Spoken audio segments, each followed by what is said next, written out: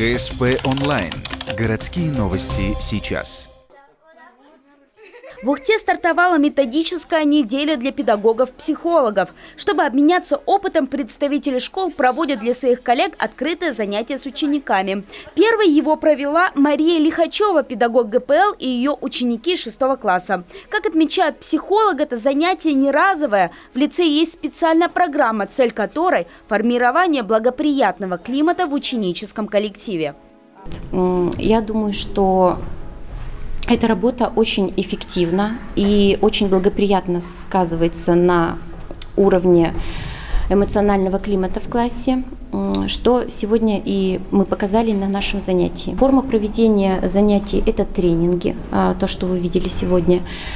Занятие у этой группы второе.